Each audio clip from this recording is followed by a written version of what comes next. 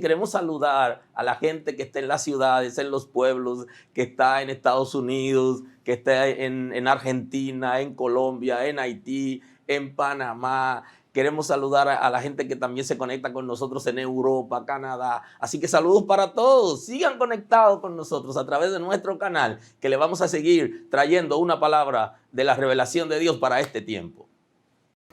Señor, gracias en el día de hoy. Gracias por tu misericordia a nuestro favor. Hoy estamos en pie porque tú nos has sostenido. Tú nos sostienes. Y nos has sostenido por medio del perdón de nuestros pecados, por medio de la restauración y porque nos ha dado nuevas fuerzas. Por eso estamos aquí hoy. Queremos agradecerte esa oportunidad. Señor, tú nos has sostenido. Te damos la gloria a ti. Te damos a ti el honor. Con nuestras fuerzas no hemos podido. No hemos podido con nuestras fuerzas. Pero tú, por tu misericordia, nos tienes en pie, Señor. Te damos la gloria esta mañana. Queremos agradecerlo y publicarlo entre las naciones. No hay nadie quien salva fuera de ti. Y nos ha prometido guardar nuestros pies para que no resbalen. Aquí estamos, Señor, hoy. Y te glorificamos. Gracias, porque ha prometido darnos nuevas fuerzas, porque tú multiplicas al que no tiene ninguna fuerza. Tú eres el único que multiplica, Señor, por cero y te da número positivo. Te damos la gloria por esto. Da nuevas fuerzas en esta mañana, fuerzas de búfalo. Renueva nuestras vidas como del águila, Señor. Que corramos y no nos cansemos, que no nos fatiguemos, Señor, sino que podamos estar en tu presencia y deleitarnos en tu gracia. Gracias porque nos levantas, Señor. Levántanos hoy con propósito, con una visión clara de lo que tienes para nosotros, de quiénes somos en ti. De ti dependemos, Señor. Gracias. Establece tu orden en esta casa. Establece tu orden en nuestras vidas. Establece tu orden en los matrimonios y en las familias de la casa. Establece tu orden. Aquellos que son empleados, los que tienen empresa, los que son profesionales, independientes. Establece tu orden en todas las áreas de nuestras vidas. Establece tu orden en nuestra finanza, Señor, en nuestros negocios, en nuestras actividades personales. Establece tu orden.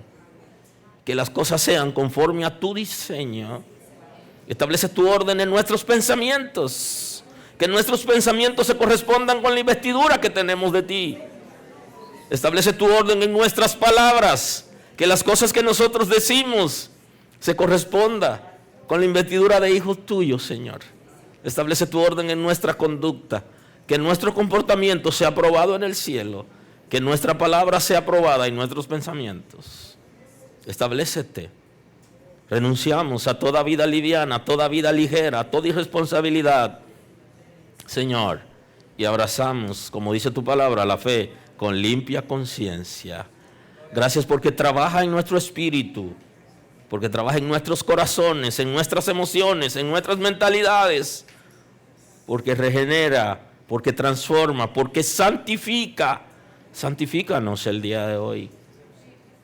Santifícanos, Señor. Tu palabra es verdad. Tú lo has establecido. Santifícanos en tu palabra, en tu verdad. Que vivamos bajo principios, Señor. Que nuestros hijos te amen a ti. Que te amen nuestros hijos, Señor. Que te sirvan a ti. Guárdalos, Señor, de toda trampa del mundo. De toda trampa infernal. Guárdalo de sus propios deseos concupiscentes. Y dale vida por tu misericordia. Tú lo has establecido, que nuestros hijos son herencia de Jehová. Son tus hijos. Son tuyos.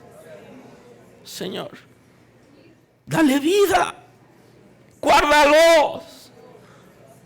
Establece tu orden en sus vidas. Guárdalos de lazos, Señor, de trampas. Abre sus ojos espirituales. Encamínalos en los principios por tu misericordia. Gracias por lo que hace en esta casa. Señor, que lo que diga tu espíritu se haga en este lugar. Que todos estemos alineados a lo que tú estableces, Señor. Trae salvación en esta casa. Trae salvación en esta casa. Trae liberación en esta casa. Que la gente que tenga relación con nosotros, que de alguna manera tenga contacto con nosotros, sea bendecido con una palabra, con un testimonio, con un trato. Señor, que nos enfoquemos en ti, como establece tu palabra. Que pongamos los ojos en ti, porque así podemos resistir toda situación. Gracias, Espíritu Santo, porque muestra tu gloria, porque sopla trayendo unidad entre nosotros, reconciliación y restauración. Gracias porque forja la imagen de Cristo en nosotros. Señor, gracias por tu casa. Gracias por esta iglesia, gracias por esta casa, gracias por mis hermanos, gracias por las familias de la casa, gracias por cada cosa que podemos hacer aquí, gracias por los líderes de la casa.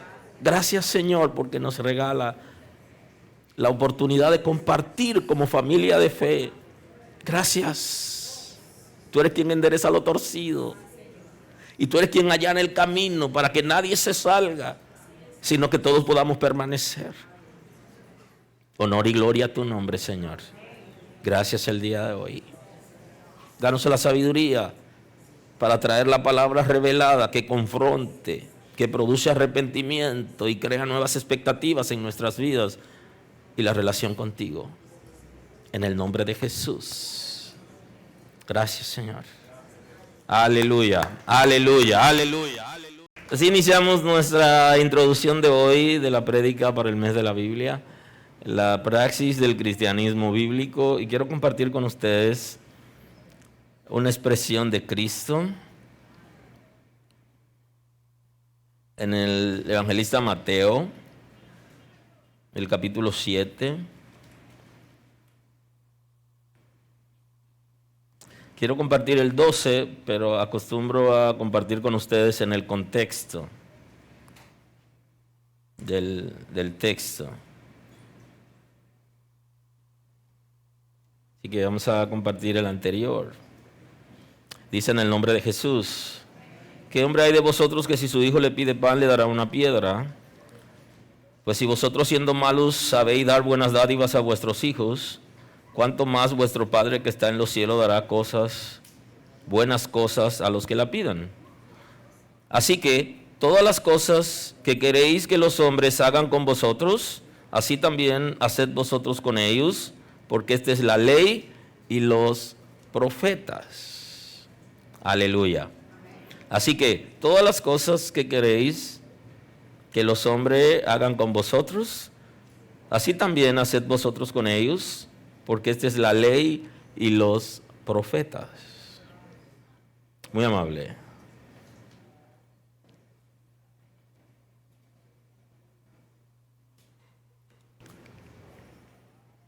La Sagrada Escritura nos ha sido revelada y todo lo que viene del cielo tiene un propósito. Y creo que ahí es donde nos parecemos menos al Señor, en que nosotros muchas veces hacemos la cosa y no tenemos un propósito definido acerca de lo que queremos, de lo que estamos haciendo o por qué la hacemos. Y otra debilidad que tenemos es que se nos hace difícil evaluar lo que estamos haciendo, a ver si es correcto, para ver resultados. Pero la Sagrada Escritura, el Señor nos la dio y nos la dio con un propósito definido. Y Él quiere trabajar algunas áreas en nosotros, que en lo personal me gustaría que la veamos en este mes, dentro de lo posible, que veamos algunos aspectos. Porque la Escritura quiere trabajar en nuestras vidas áreas importantes. Una de las áreas que quiere trabajar es el área de la moral, el área de la razón, de la conciencia, intelecto y naturaleza concupiscente. Quiere trabajar cada una de esas áreas en nosotros para poder nosotros estar fortalecidos. Ese es el plan de las Sagradas Escrituras. Es un plan bien amplio, pero me gustaría ver con ustedes esos aspectos, esas áreas de nuestras vidas. Con el concepto del cristianismo bíblico, que está muy ligado al concepto evangelios. Y por eso es que la gente se llaman evangélicos. Viene de ahí, del concepto de los evangelios, de buenas nuevas de salvación que transcribieron los famosos evangelistas y que todo el Nuevo Testamento la gente le llama evangelios, pero ustedes saben muy bien que se trata de las primeras expresiones que hablan de Cristo, que fue traída por los famosos evangelistas que conocemos. Y un complemento de ellos es el libro de los Hechos, que trata puntos importantes acerca de la Iglesia Apostólica en el principio. El cristianismo se convirtió en religión oficial del Imperio Romano en el gobierno del emperador Constantino, y hablo de los años 300 de la era cristiana. Ahí cambió todo y cambió el concepto y por ende la cosmovisión de lo que es el Evangelio. Porque al ser aceptado como religión oficial, perdió esa esencia, esa autoridad, esa virtud, porque pasó a ser la iglesia del Estado. Y entonces ya los intereses estaban muy ligados al gobierno. Y cuando la iglesia, sus intereses están muy ligados al cogobierno, de alguna manera hay situaciones, porque para poder ser fuerte se necesita un gobierno que sea teocrático. Un gobierno donde Dios establece las pautas y son seguidas por medio de la Escritura. Pero cuando hay una combinación entre el Estado que dirige la iglesia, entonces viene la lucha de intereses. Y eso dio a luz a lo que ustedes conocen como la Iglesia Católica Romana.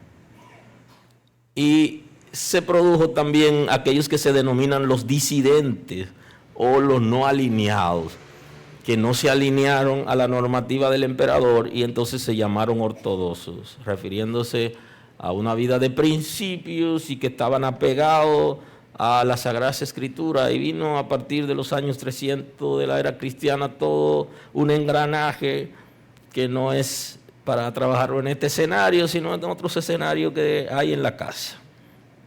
Y surge entonces después el famoso movimiento protestante, que en un principio no debió llamarse protestante, sino reformador.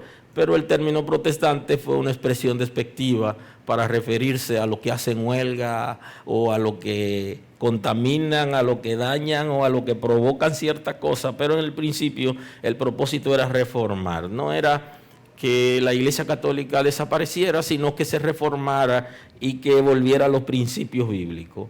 Pero el único que creía que eso podía ser posible era Martín Lutero y su equipo, porque ellos estaban tan conscientes de lo que estaban haciendo y de lo que vivían, y sabían cuál era su propósito, y se resistieron, porque el único que pensaba Martín Lutero y su equipo pensaban que ellos estaban en ignorancia y que le iban a dar luz. Y así hay mucha gente todavía que pretende que va a dar luz, donde el Espíritu de Dios no entra, no dejan entrar a muchos de nosotros. Y si no aceptan a Cristo, ¿cómo nos aceptarán a nosotros? Y eso trajo todo un movimiento conocido como el movimiento protestante, que ya saben, la idea era de reformar, y hubo resistencia, y ahí surgen entonces lo que se conocen como los grupos cristianos, y no quiero utilizar término que vaya a herir a alguien, denominaciones, concilios, movimientos, ministerios e iglesias. Surgen de ahí. Sin embargo, la Escritura sigue siendo la misma, aun cuando en esos cambios y en esas estructuras, la Escritura cada vez va siendo menos importante. Inclusive en aquellos que pretendían reformar, lo que surgen de ahí pueden ser tan paganos como la misma iglesia que se intentó reformar. Y soy de los que creen que se necesita una contrarreforma en la iglesia, porque ya hay cosas que se están dando en la iglesia que es más catolicismo que Biblia, que se dan las mismas tesis de Lutero que publicó llamando la atención para que se volviera a la Escritura. Hoy se están dando en la iglesia y creo que debemos reflexionar, y sería una nueva reforma o una revolución estructural. Entonces, las Sagradas Escrituras entre los grupos cristianos es la diferencia. No todos los grupos cristianos ven la Biblia de la misma manera. Ahí está la diferencia. No ven a Cristo de la misma manera. Y algunos inclusive compiten con Cristo. Y esto es importante, porque la Sagrada Escritura me enseña que yo debo poner los ojos en Jesús. Pero hay gente que compite con Cristo. Y se da en cualquier congregación donde la gente quiere adoración, quiere protagonismo, quiere reconocimiento y quiere que la gente lo aplauda, lo siga para generar seguridad personal. Entonces están compitiendo con Cristo, y el que compite con Cristo, la Escritura establece bien claro. Si choca con él, es la piedra angular que desecharon los edificadores. Y aquel que choca con él se desbarata, es un accidente grave. Y si la piedra le cae encima, los desmenuza. O sea, competir con Cristo es señal de fracaso en cualquier lugar donde haya alguien que ande buscando la gloria o que ande buscando cosas personales o guiar a la gente a sí mismo o sacar ventaja de algo. Está luchando con Cristo y hay solo dos salidas. O se desbarata o se desmenuza. Pero no hay manera de que pueda sostenerse en pie, porque Cristo sigue siendo la autoridad y nos dio la palabra justamente para eso, para que nos guíe en autoridad. La Sagrada Escritura es un símbolo de autoridad, y por eso en el movimiento protestante hay una palabra que suena en nuestros oídos a partir del estudio formal de la Escritura, y es el concepto sola Escritura. Que justamente la idea de sola Escritura está presentando que la Escritura tiene autoridad para guiarnos a la salvación. Ojo con eso, porque estamos en la iglesia, se presupone que estamos aquí porque nosotros queremos ser salvos o hemos sido salvos por Cristo. Y digo hemos sido salvos por Cristo porque por la fe al recibir a Cristo somos salvos, y que queremos ser salvos porque algunos todavía no son salvos porque no han sido transformados por el Espíritu de Dios, pero quieren eso. Y entonces en ambos casos la Escritura va a guiarnos a Cristo, y es una autoridad y debería ser una autoridad en la iglesia.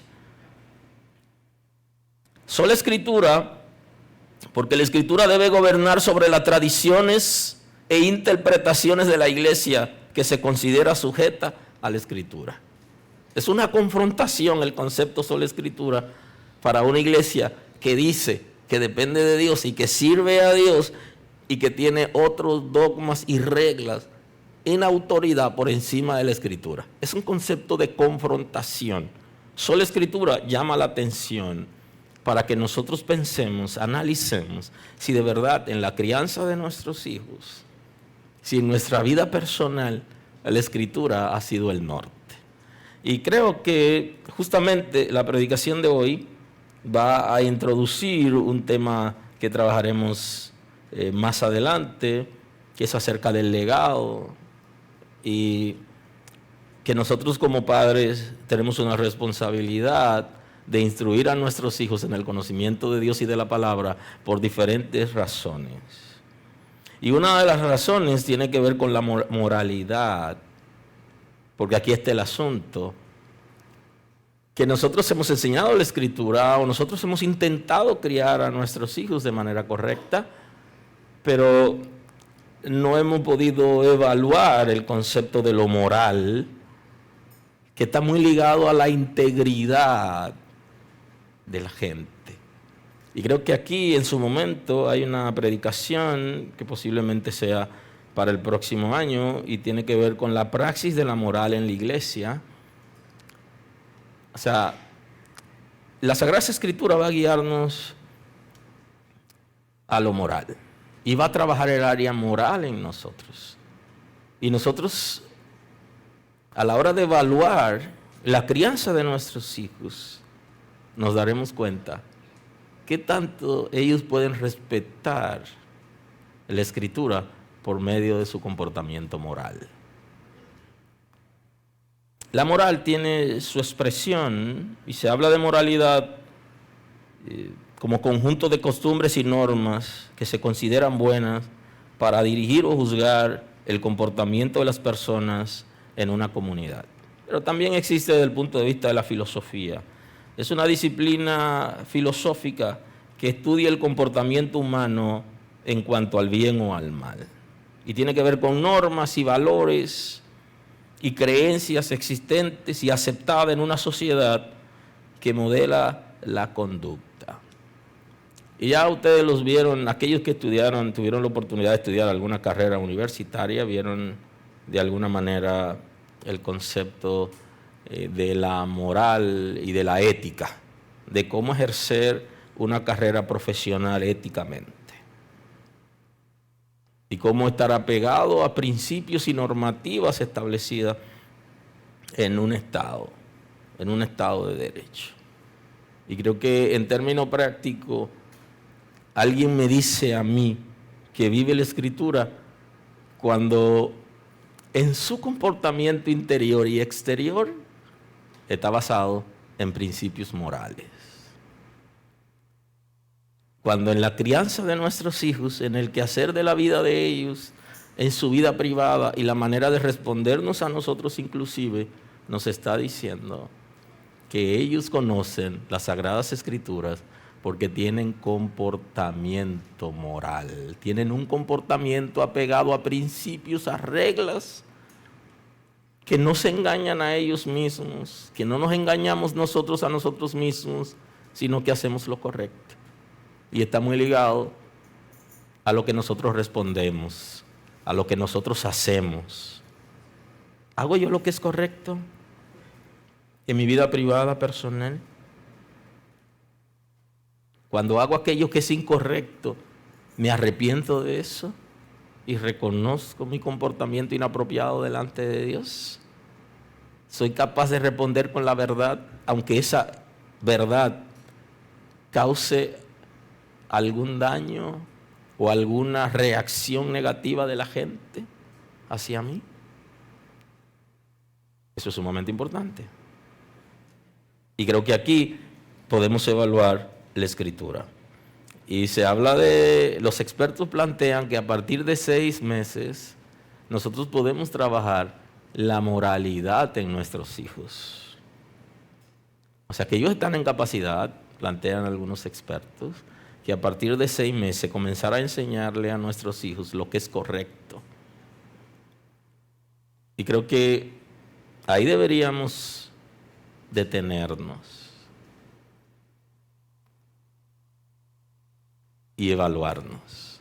¿Están respondiendo nuestros hijos a principios morales de acuerdo como le hemos enseñado la Escritura?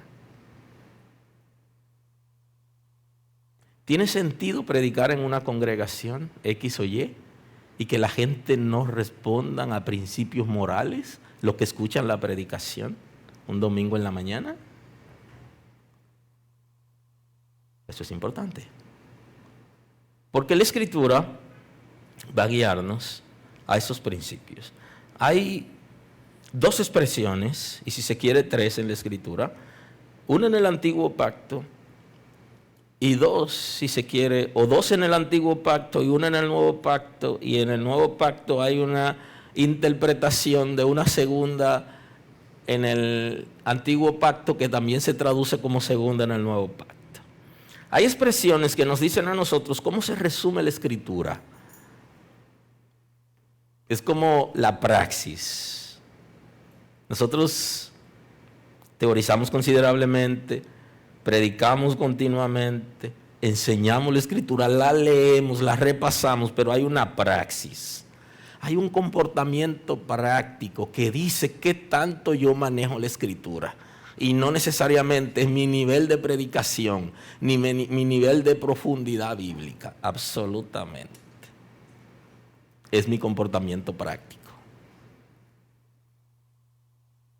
Porque alguien puede tener conocimiento de la Escritura suficiente como para enseñar. Y alguien puede hacer cosas extraordinarias en una congregación de aquella que llaman la atención a la gente.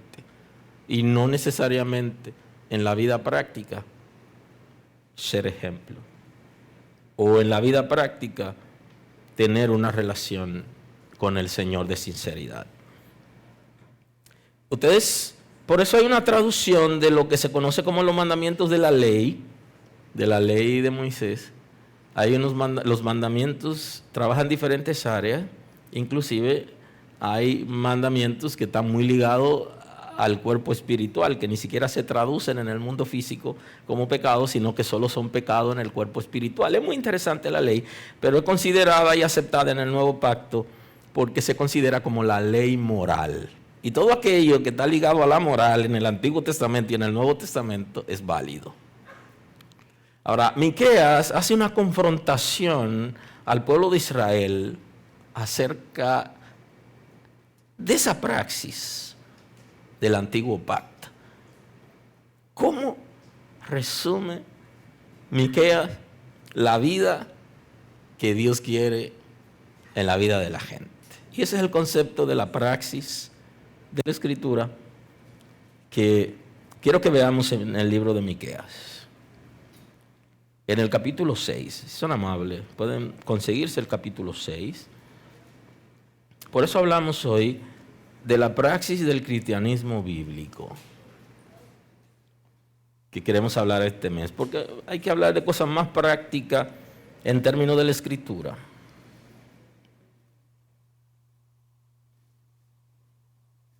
En Miqueas, profeta denominado profeta de los que menos escribieron o de menor volumen, porque no hay un profeta que tenga más autoridad que otro, pero le han denominado profeta de menor volumen, de menos escrito. Y dice la Escritura en 6:6, ¿con qué me presentaré ante Jehová y adoraré al Dios Altísimo? ¿Me presentaré ante Él con holocausto, con becerro de un año? ¿Se agradará Jehová de millares de carneros o de 10,000 arroyos de aceite? Daré mi primogénito por la rebelión y el fruto de mis entrañas por el pecado de mi alma. Oh hombre, Él te ha declarado lo que es bueno. ¿Y qué pide Jehová de ti? Solamente hacer justicia, amar misericordia y humillarte ante tu Dios. El profeta Miqueas fue capaz de resumir la Escritura que se conocía ya para ese tiempo, los profetas, los salmos, el Pentateuco, la ley de Moisés. Él fue capaz de resumirla en términos prácticos en 3 conceptos, que sería suficiente para hacer una serie, nada más hablando de esos 3 conceptos. Pero hoy en esta predicación de la praxis del cristianismo bíblico, yo quisiera que observemos lo que está diciendo, porque nosotros tenemos la tendencia a la teoría, al conocimiento, y como a retregar a la gente que sabemos mucho, y que somos inspirados, y que tenemos revelación, y que tenemos autoridad de Dios. Tendemos a retregarle a la gente eso. Inclusive en competir con otra gente de que también lo podemos hacer nosotros. Y quizá una congregación presumir de su orden. Pero observe lo que está diciendo la Escritura que tenemos que tomar en cuenta en términos prácticos. Solamente hacer justicia, amar misericordia y humillarte delante de Dios. Entonces, en términos prácticos, nosotros podemos inclusive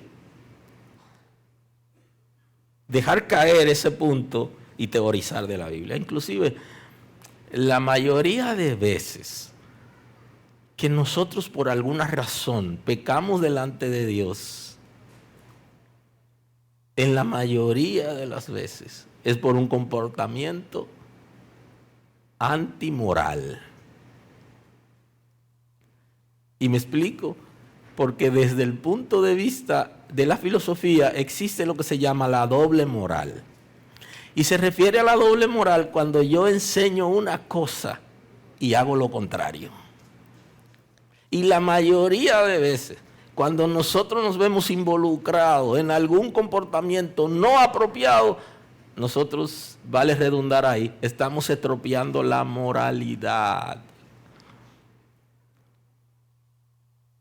Y creo que es un punto de revisión, pero no es revisión para arrepentirnos, porque eso es lo que quiere la Escritura. La Escritura quiere llamarnos la atención para que procedamos de manera apropiada, y eso significa arrepentirse.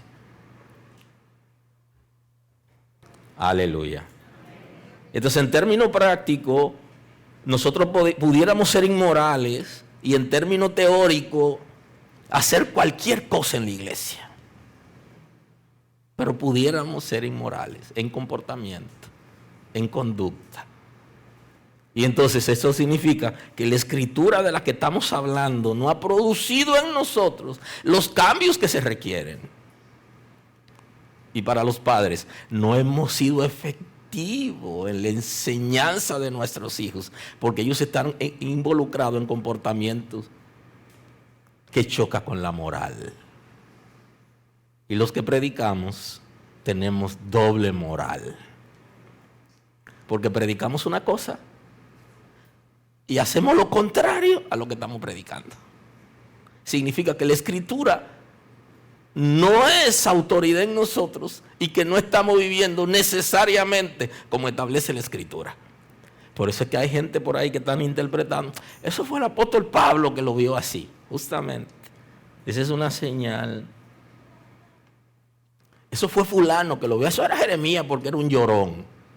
Porque no están viendo la Escritura con la autoridad que requiere en términos de inspiración.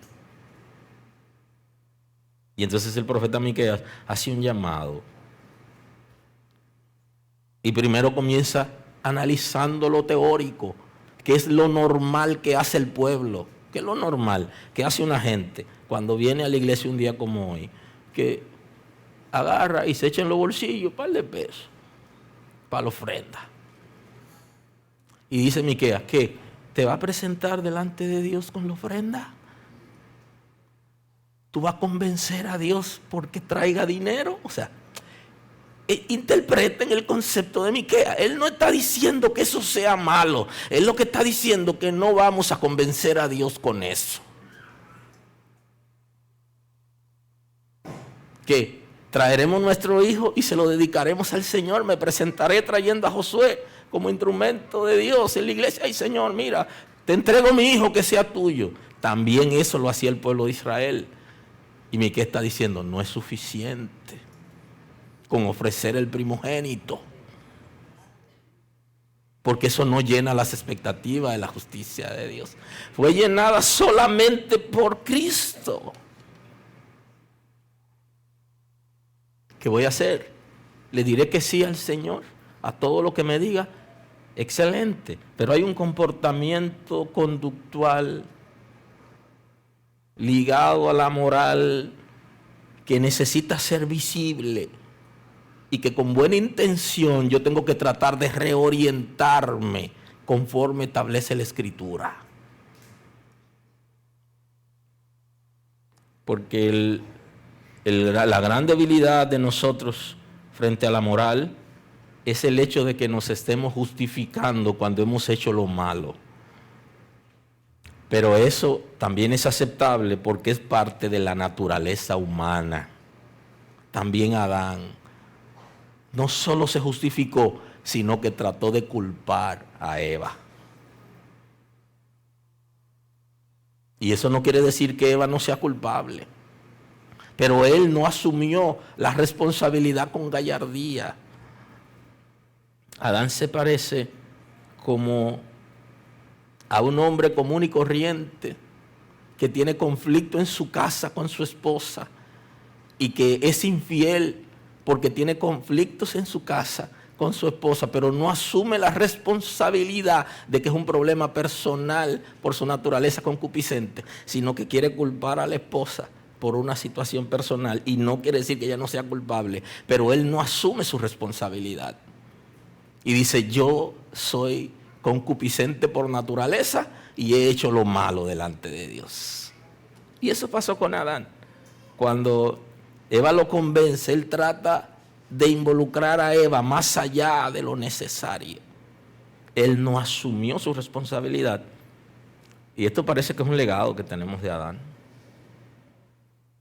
Y entonces la Escritura quiere llevarnos asumir una responsabilidad personal, individual, donde la Escritura como tal quiere trabajar áreas importantes en nosotros para que respondamos a los intereses de Dios y que seamos capaces de ver la verdad, pero la verdad de nosotros frente a Dios. Y por eso le está diciendo, ¿con qué me presentaré delante de Dios? ¿Qué va a traer? ¿Con qué va a convencer a Dios? Dios, en término práctico, te pide cosas. Y dice que haga justicia, que tenga una vida correcta, que tenga una vida ligada a principios morales, donde lo justo es lo primero, y cuando hay injusticia, tú lo identifiques, y cuando tú no eres justo, cuando tú no has obrado con justicia, que lo identifique también. Porque si la justicia tiene que ver con darle a cada quien lo que es correcto, bien es cierto que se nos va la mano.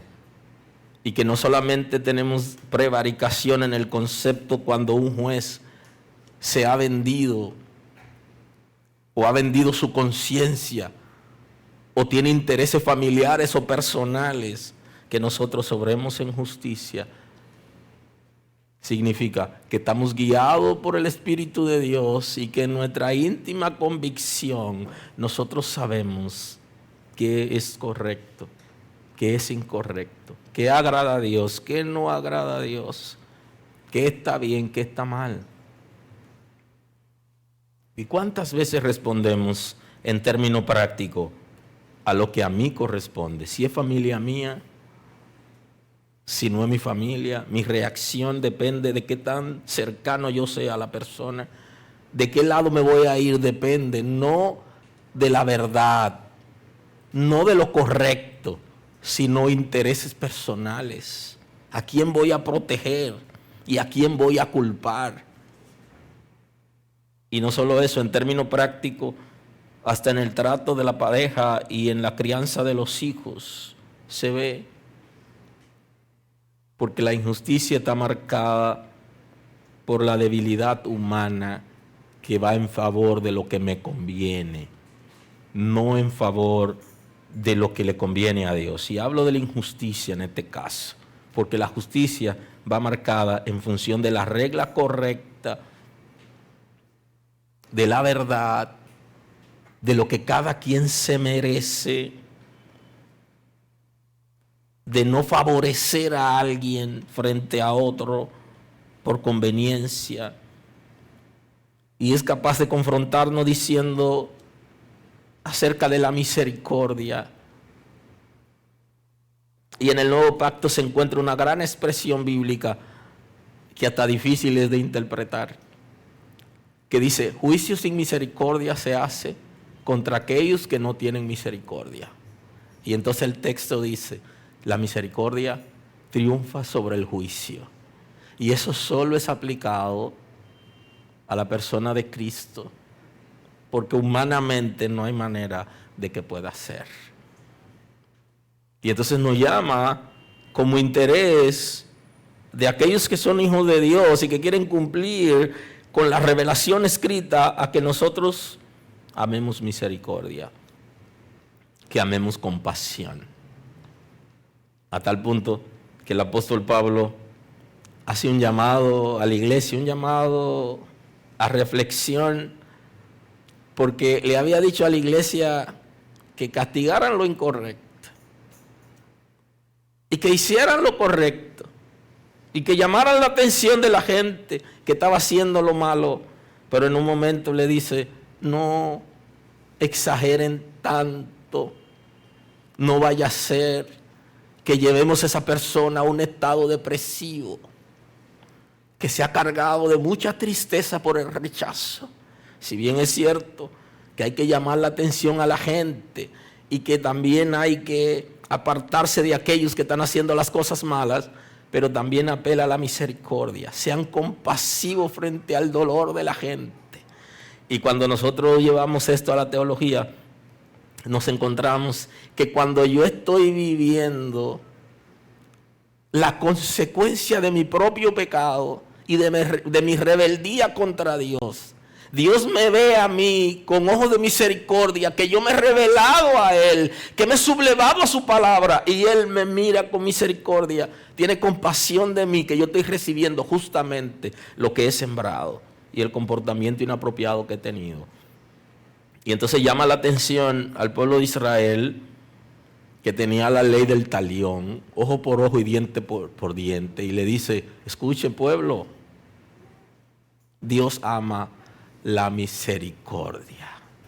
Y es mejor presentarse a Dios con una vida que obra en lo correcto, que obra en justicia y con un corazón compasivo. Obra más que aplicar en el contexto de la Escritura, porque es en término práctico. Es tan valioso obrar de manera correcta y ser misericordioso como cualquier otro aspecto de la Escritura. Y él añade en el tercer elemento, habla de la humillación delante de Dios. Así resume el profeta Miqueas la praxis del antiguo pacto y la humillación delante de Dios, que aparentemente es algo sencillo. Porque todo lo que estamos aquí hoy, que hemos leído la Escritura, cuando venimos a la iglesia, lo normal es que le pidamos perdón al Señor por nuestros pecados, que confesemos nuestros pecados delante de Dios y que reconozcamos la grandeza de Dios frente a nosotros. Que inclusive lo escribe David en uno de los salmos, en el Salmo 100, en una canción interesante. Que nosotros no nos hemos creado a nosotros mismos. Nosotros tenemos un creador. Punto importante. No nos hemos creado nosotros. Tenemos por qué bajarnos delante de Dios, porque Él es nuestro creador. Él es nuestro Señor. Y nos manda inclusive a alabar su nombre por lo poderoso y tanto que nos ha favorecido. Pero no es tan fácil. Cuando leemos a Jesús, que Él dice que en una ocasión a la iglesia fueron dos personas, uno era religioso y el otro pecador. Establezca usted la diferencia entre uno y otro. Y Él dice que el religioso oraba consigo mismo. Fíjese qué interesante. Aparentemente todo lo que estamos aquí hoy, cuando entramos, tuvimos un gesto de bajarnos delante de Dios, y quizás lo hicimos cuando amaneció y cuando se hizo de noche. Pero no necesariamente es así, porque Jesús está citando a alguien que oraba consigo mismo y decía lo bueno que era y que tanto cooperaba en la iglesia. Y me llama la atención porque se parece a personas que de alguna manera cooperan en la iglesia y exigen su derecho por el nivel de cooperación, no por el nivel de servicio y de santidad. Porque estos creen que es un negocio.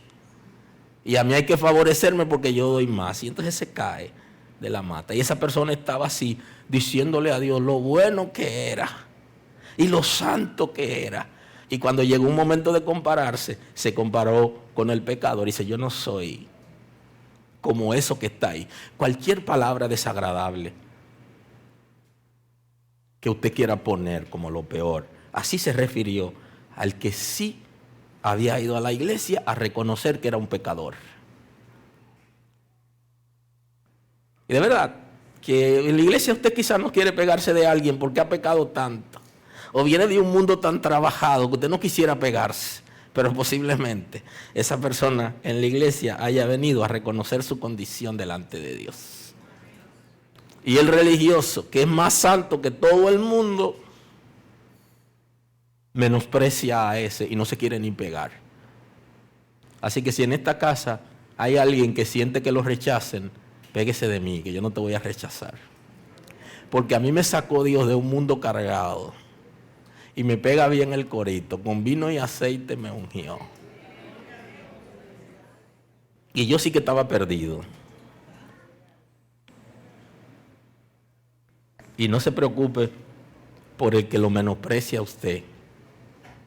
que no solo le está menospreciando a usted, sino que se menosprecia a sí mismo. Porque el hecho de sentirse más grande que usted significa que se está menospreciando a él mismo, porque no se está viendo de manera correcta.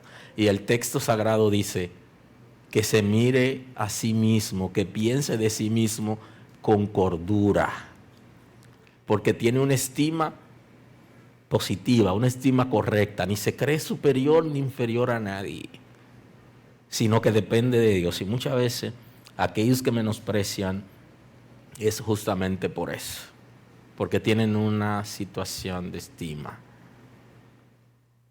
Y entonces aquí el profeta está diciendo cuál era la praxis que Dios estaba requiriendo en el antiguo pacto, que nos humillemos delante de Dios. Y vale hoy que vamos a compartir la cena del Señor, recordarle eso, que antes de participar en la cena del Señor es una buena actitud nuestra hacer un análisis de cómo hemos venido portándonos últimamente, qué hemos venido diciendo y qué hemos venido pensando últimamente. Y entonces enumerárselo a Dios diciéndole cómo hemos andado. Y por eso que el texto dice, examínense antes de participar. Es justamente lo que está diciendo, lo que dice aquí. Bájense delante de Dios, dejen ahí sus pecados y párense libre y participen.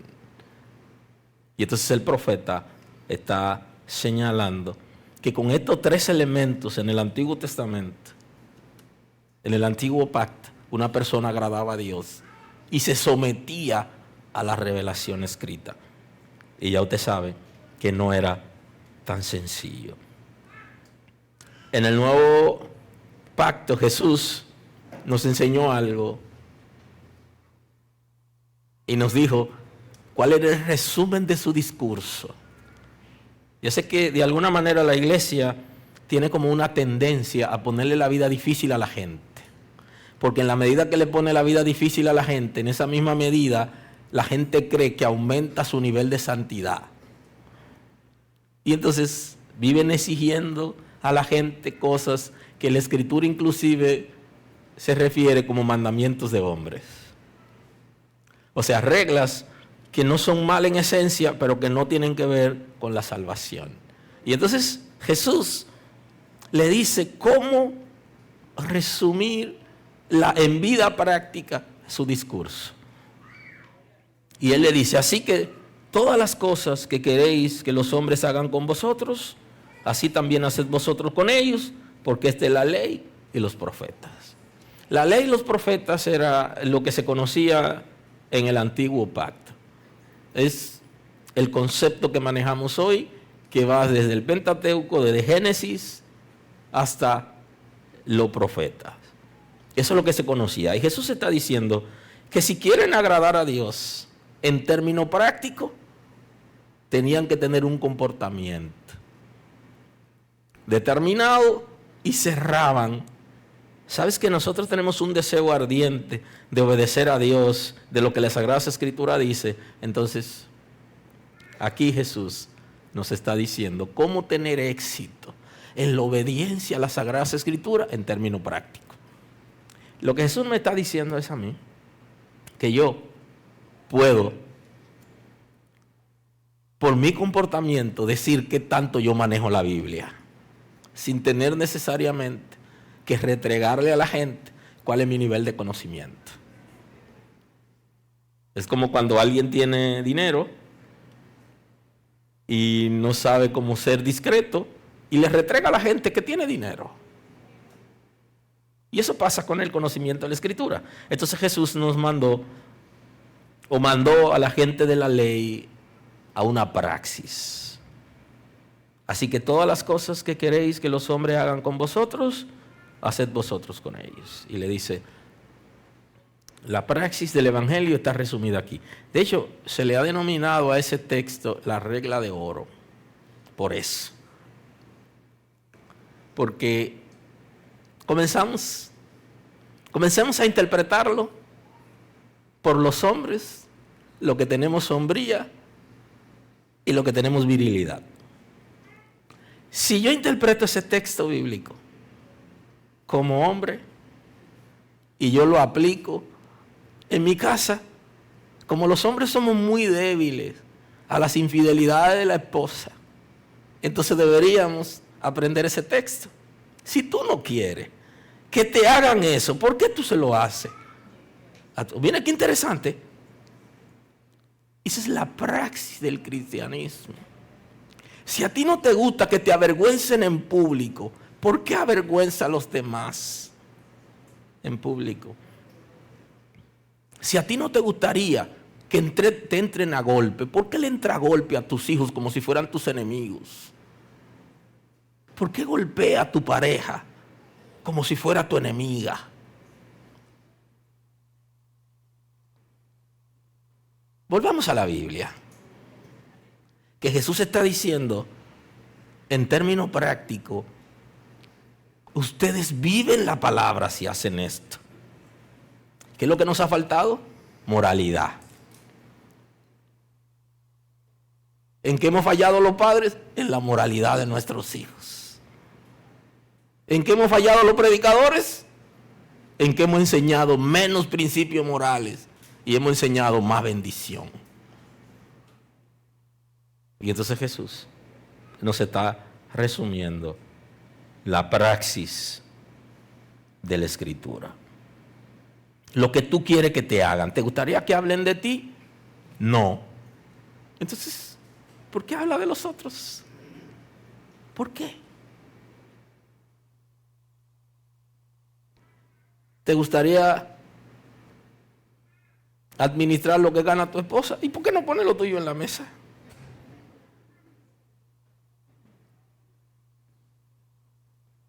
Entonces la pregunta debería ser aquí en la iglesia hoy, ¿y de qué Biblia es que hemos venido hablando hace mucho tiempo?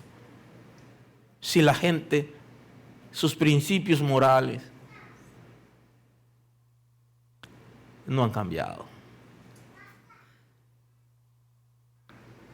Aleluya. ¿Te gustaría que hablen de ti? Y que digan cosas de ti, que sean verdad o mentira.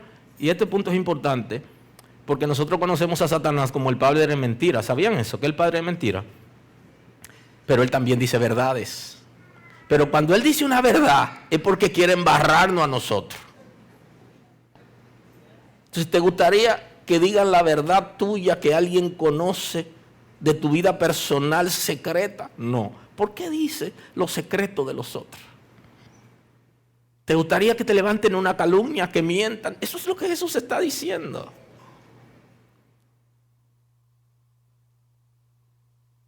Entonces, ¿por qué lo hace? Sencillo. No hemos entendido que la palabra de Dios vino a transformar los principios morales de nosotros. Y la Biblia ha sido un aguántate ahí. Y de hecho, en las congregaciones estamos poniendo gente a ser líderes por lo mucho Biblia que saben, no por sus principios morales.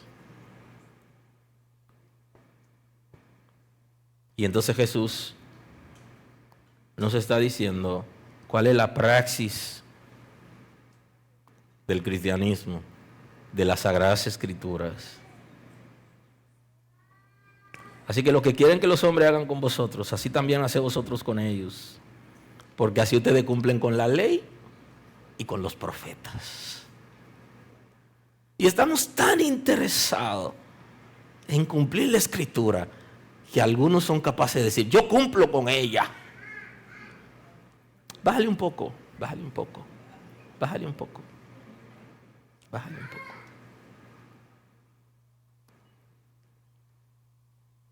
Aleluya. Aleluya. Porque tú cumplirás con ella cuando tú comiences a vivir bajo principios morales. Cuando tú comiences a ser íntegro contigo.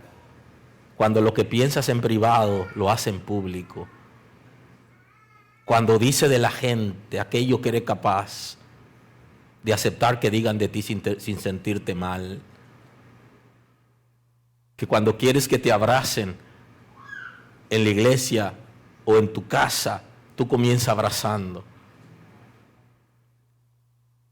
Porque cuando te gustaría que hablen bien de ti, tú comienzas hablando bien de la gente.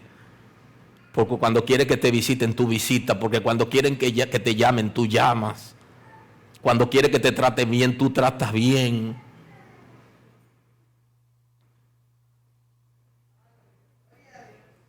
Y creo que ese texto me gustaría, porque yo soy de la gente que cree que mucha gente en la iglesia tienen que ser pastores, aunque sea por un día. Pero yo en lo personal no es por un día, no. Que sean pastores un domingo y que le entreguen desde el viernes. Para que sepan lo que es parir una predicación un domingo en la zona oriental, un sitio peligroso. Y embarazarse desde el viernes. Entonces Jesús nos llama la atención sobre principios morales. Y entonces en el Evangelio de Mateo, en el evangelista Mateo, en el capítulo 22, en el 36, él dice, le hacen una pregunta: Maestro, ¿cuál es el gran mandamiento en la ley? Jesús le dijo: amarás al Señor tu Dios con todo tu corazón y con toda tu alma. Por eso le decía que la segunda expresión es la segunda del antiguo, porque esto no es del nuevo, sino del antiguo. Y con toda tu alma y con toda tu mente. Y este es el primer y gran mandamiento. Y el segundo es semejante: amarás a tu prójimo como a ti mismo. Y en estos dos mandamientos depende la ley y los profetas. Volvió a utilizar el concepto. La ley y los profetas depende de que ames a Dios y que ames al prójimo. Pero deberíamos ver un día en términos prácticos qué significa amar al prójimo. Y estoy seguro que todos aquí tendríamos que arrepentirnos, convertirnos, renunciar y pronunciar palabras nuevas. Porque si ajustamos el concepto de amar al prójimo con la regla de oro, todos hoy, antes de participar de la cena del Señor, deberíamos juntarnos a llorar aquí, que nadie ore por nadie. Que nadie ore por nadie, sino que cada quien venga a pedirle a Dios que le dé un chance. Pero no un chance para hacer lo mismo mañana, sino que el domingo que viene aquí el camino sería una iglesia nueva.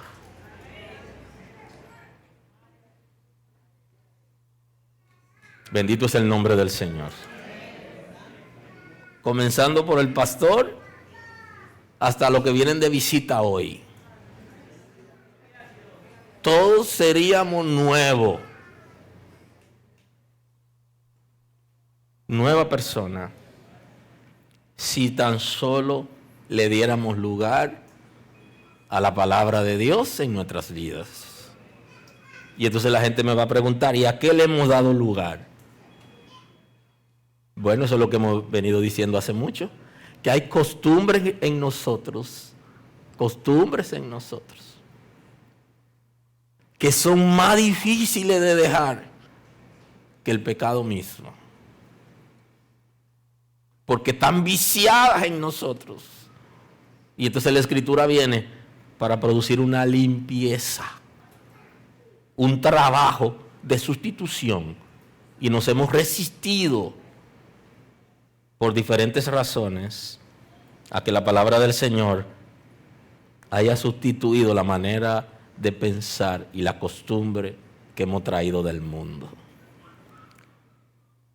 Y por eso los años en el Evangelio, la diferencia será marcada no por la cantidad de años que tenemos, sino que tanta libertad le hemos dado a las Sagradas Escrituras para que obre en nosotros por medio del Espíritu Santo. Y entonces él dice, hay dos expresiones importantes. Los mandamientos de la ley moral me refiero. Se resumen en dos cosas. Cuando amo a Dios, no peleo con Dios, soy obediente a Dios y no me sublevo a Él. Y cuando amo a mi prójimo, no le hago ningún daño a mi prójimo, nada, porque solamente se puede pecar contra Dios y contra el prójimo. Solamente. O peco contra Dios o peco contra usted. Si yo puedo amar a Dios con toda mi fuerza, con mi mente, con mi corazón, con todo mi ser, con mi espíritu, y yo puedo tolerarlo a ustedes, entonces yo agrado a Dios. Porque el amor al prójimo está muy ligado a la tolerancia. Porque justamente cuando la Sagrada Escritura dice que amen a los enemigos, lo que nos está diciendo es: toleren a sus enemigos. ¿O por qué? Porque el enemigo no se va a dejar amar por nosotros, excepto que tenga una crisis. Pero yo comienzo tolerándolo y cuando tenga una crisis, entonces le sirvo. Porque cuando esté en crisis no va a pensar que es mi enemigo, sino que tiene una necesidad. Y de donde venga a llenar esas expectativas, él la va a aceptar. Y por eso es que la palabra dice que se le amontona una llama de fuego en la cabeza. Porque no espera que en medio de la crisis nosotros le sirvamos. Y la gran pregunta sería: ¿y puede una gente que lee la Biblia tener enemigos? Sí. Toda persona que usted no tolera y que usted habla mal de él es su enemigo. Aleluya. Aleluya. Y si eso es así, necesita conversión, aunque sea pastor. Voy a cerrar hoy, porque esta es una introducción y no se puede decir todo en un día. Voy a cerrar. La iglesia y las familias debemos evaluar el resultado de las enseñanzas bíblicas a partir del comportamiento social que tiene como referencia a Cristo y la moral. Si está graduado del Instituto de Liderazgo o de doctorado en teología acreditado por la universidad y tu comportamiento social no tiene a Cristo como referente y tus principios no son morales conforme al diseño de la Escritura, tal palabra que tienes no es productiva en ti. Porque la Escritura no se enseña para enseñar, perdóneme, la Escritura no se aprende para enseñar, se aprende para vivir. Y si yo como pastor fui a la escuela a aprender a ser un buen predicador, estoy bateando de FAO. Porque lo primero que debo hacer es aplicarme la Escritura a mí para que pueda producir algún cambio en mí y pueda refrenar mis instintos caídos, concupiscentes, y dar a luz un comportamiento moral que tiene a Cristo como referente. Así que Dios me lo bendiga hoy. Señor, gracias. Gracias por tu misericordia. Gracias por darnos la Escritura.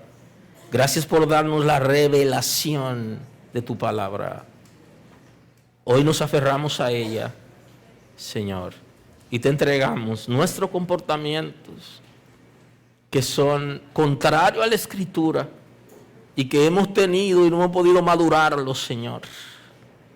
Entregarlo hoy para que tu gracia llene nuestro ser y tu Espíritu Santo nos encamine a obedecer los principios establecidos en la Escritura y que nuestro lenguaje, nuestros pensamientos y nuestra conducta se corresponda con lo que tu palabra ha establecido que nos enseñan para vivirla. Gracias en el día de hoy. Así presento nuestros corazones hoy, nuestras vidas hoy, que vamos a participar de la mesa sagrada, vamos a participar de la cena del Señor con los hermanos, como cada primer domingo. Que preparen nuestros corazones para disfrutar de la mesa sagrada Señor. Y que tu Espíritu Santo nos santifique. Y que la mesa sagrada sea de bendición para nosotros. Porque hemos venido ante ti reconociendo quiénes somos frente a ti sin ocultarte nada. Gracias porque trabaja en nuestras vidas, porque nos da la gran oportunidad de participar entre nosotros. Muestra tu gloria, reconcílianos uno con otros, reconcílianos contigo, porque estamos aceptando tu cuerpo, tu sangre.